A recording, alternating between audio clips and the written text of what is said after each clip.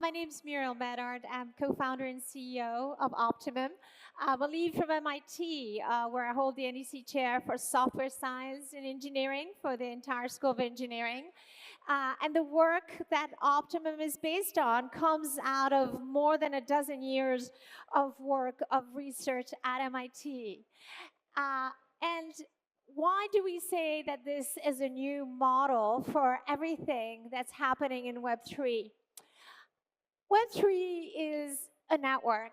And if we look back at what has made networks successful is the ability to access the network. So you need to access the network, and then the network needs to behave like it's a single dedicated resource. If you look at the power network, we know how to access it. I plug in. If you look at Web 1 or Web 3, I know how to access it. I just plug in, but it's just a different kind of plug. So in the power network, basically what's happening is I have a large distributed messy network. We just heard about energy from the previous speaker. But as far as I'm concerned, the whole world looks to me like it's just one battery. Like the world is my battery. And behind it, there's tech that's grabbing all of the different resources from different sources, whether it be a solar panel or a power plant, and it's giving it to me. On the other side here, what you have is, in TCP/IP, it looks like everything in Web 2 is basically like a dedicated link. I have this abstraction, and then I have the tech behind it to make that emulation of a dedicated link a reality. Okay, so what is the plug? What is the abstraction in Web 3? And what is the tech that's going to make that abstraction a reality?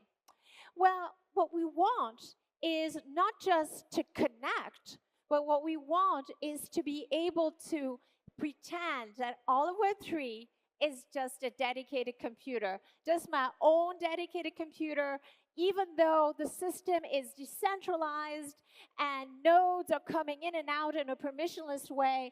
How do I manage to create this plug? So what we have is this FlexSync, this socket, basically so that I can access the block as though it were my own computer. I can read it, I can write it. And then we have the tech, which is the flex nodes, to make that reality of the tech to enable this access. So, little bit of geeking out, very short geeking out. What does it even mean to pretend that you're a computer? Well, we've actually known this for a while, but it sort of was a little bit out of reach. It was something that people had determined existed as, the actual absolutely necessary conditions, but they were just really hard to get unless you really did have your own dedicated computer. And basically, atomicity, it looks to you like it's just your computer, like your own RAM. Things, the time always goes in one direction. You always have that all of the reads and writes and, no blocks don't go out of order. And you have durability. Your data doesn't get lost, right? It's your computer, you turn it on, the data that you left there is still there.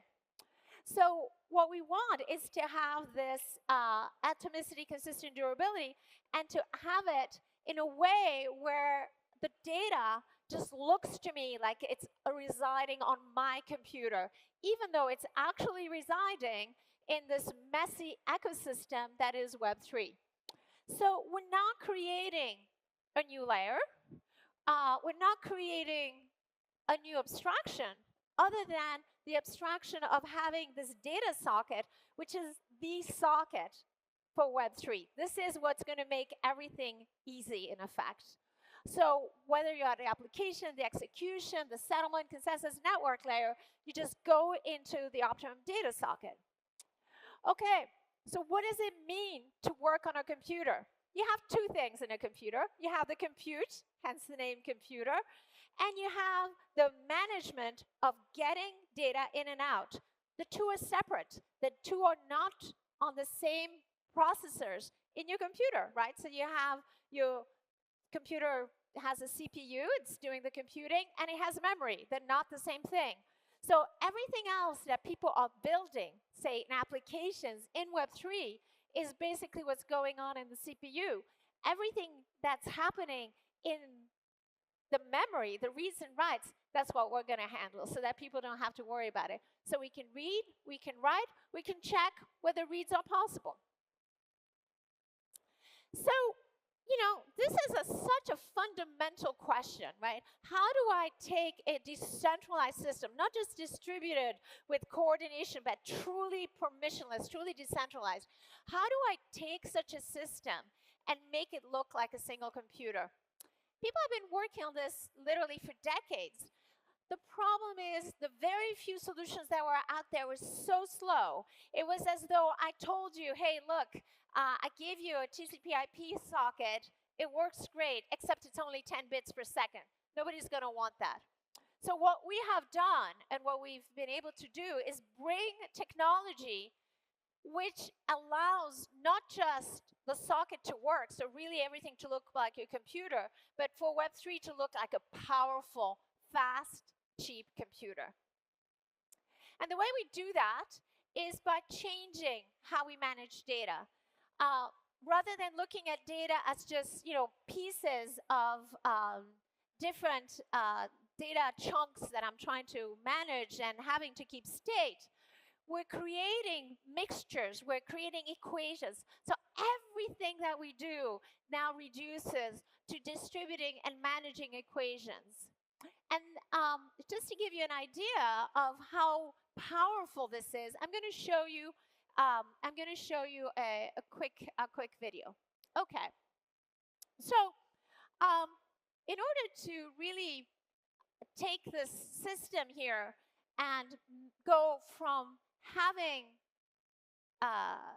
pieces to having equations, I'm going to show you a system where nodes come in and out. So I'm really permissionless, right?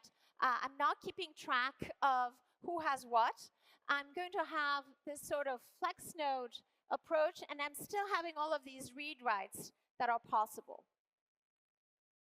Okay, so I have my data.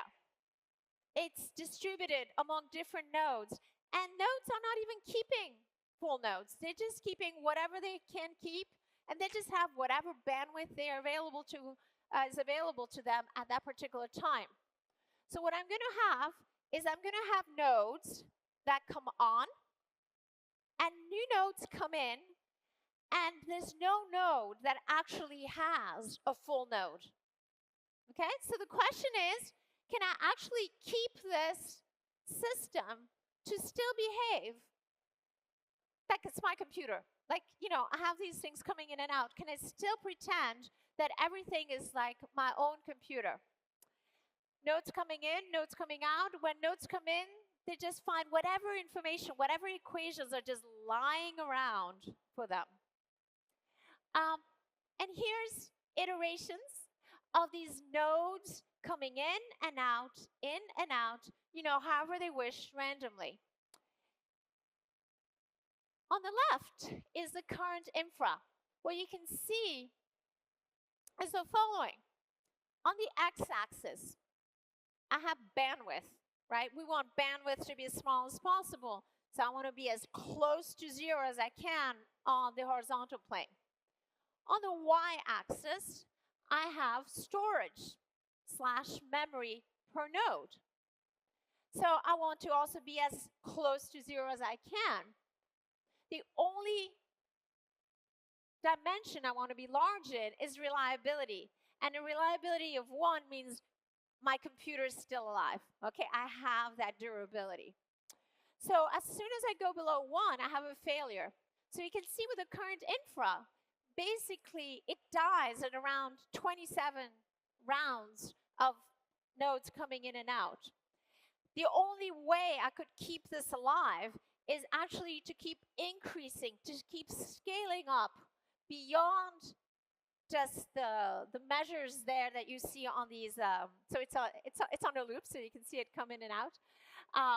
The beyond that plane that we have there in terms of storage and memory.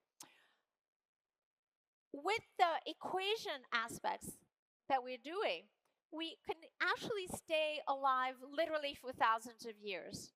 And so what we're doing is we're relying on a completely different way of managing the data, which is managing, I'm not servicing up specific chunks, I'm servicing up equations that are making my system reliable. And this is basically just an illustration, just a picture of how much better it does. We can now be truly scalable in a completely decentralized way while maintaining those primitives, those read and writes that look to you as though you're just on your own computer. So what are we doing? We're turning Web3, in effect, into a decentralized machine. And the technique we use, this equation that sort of using equations instead of the data, is called network coding. It's allowing us to, again, completely free up how we manage the data. And we have two aspects. One is ODS, the optimum data socket. This is like the plug that's allowing you to get into, for instance, the electric grid. And the other one is the flex nodes. The flex nodes are what's allowing all of the different node operators in Web3 to provision Web3 service as its own dedicated computer. So we're going to emulate our own dedicated computer. So this is, in effect, the abstraction that's going to power Web3. The idea for doing this, as I said, goes back to over 12 years of research, and it took us that long. It literally took us that long to get this to work. And when we saw that this was working, we also saw that not only was it working like gangbusters. To give you an idea, the benefits that you get in terms of cost, it's about 25x. The benefits that you get in terms of speed is about 10x, which is why I'm standing here with you today. We're very, somehow that slide didn't go through.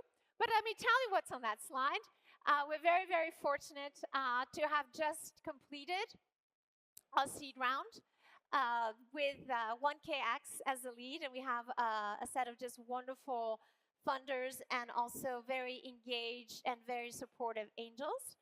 I want to give a shout out to my co-founders, Kent Lin and also Kishore Kanwar, who's he and I have been working on this in Skunkworks literally for a dozen years.